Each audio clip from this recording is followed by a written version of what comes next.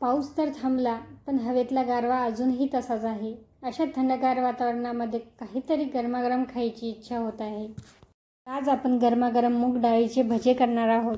तर त्यासाठी मी 2 वाटी भिजवलेली मूग डाळ घेतली आहे. साधारण 6 ते 7 तास ही डाळ भिजून झाली आहे.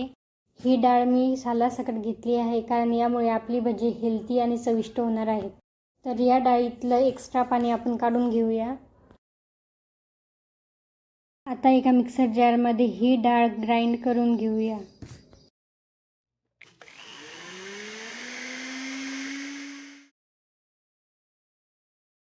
हे बॅटर आता एका भांड्यामध्ये काढून घेऊया.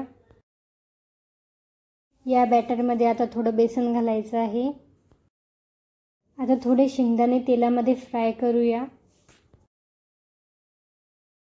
हे शेंगदाणे थोडे जाडसर कुटायचे आहे, जेणेकरून आपली भजे कुरकुरीत होतील.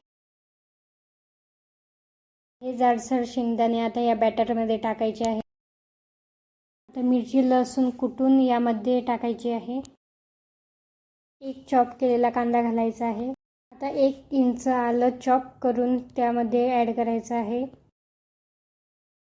आता ताजी चिरलेली कोथिंबीर घालूया. आता थोडी हळद घालायची. त्यानंतर लाल तिखट, अर्धा चमचा मीठ घालायचं आहे. हे मिश्रण छान आता व्यवस्थित मिक्स करून घ्यायचं आहे.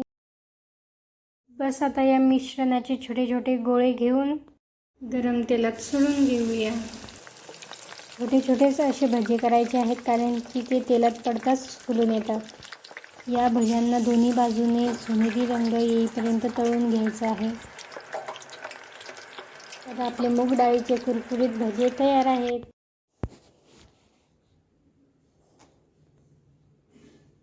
अशी सोनेरी आणि कुरकुरीत भजी बघितली तर कोणाच्याही तोंडाला पाणी सुटेल. बस आता उरलेली भजीही आपण सोनेरी रंग येईपर्यंत तळून घेऊया.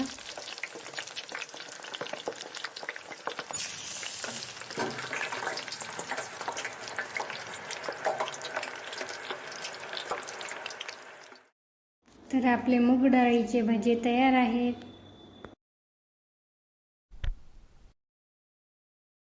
तर पावसाळ्याच्या या वातावरणामध्ये गरमागरम मूग डाळीची खमंग भजी म्हणजे एकदम परफेक्ट कॉम्बिनेशन. कुरकुरीत भजींचा प्रत्येक घास हा नक्कीच मन खुश करून जाईल. जर ही रेसिपी तुम्हाला आवडली असेल तर चॅनलला सबस्क्राईब करा आणि व्हिडिओला लाईक आणि शेअर करायला विसरू नका व कमेंट करून तुमचं मत नक्की सांगा. पुन्हा भेटूया एका नवीन रेसिपीसह.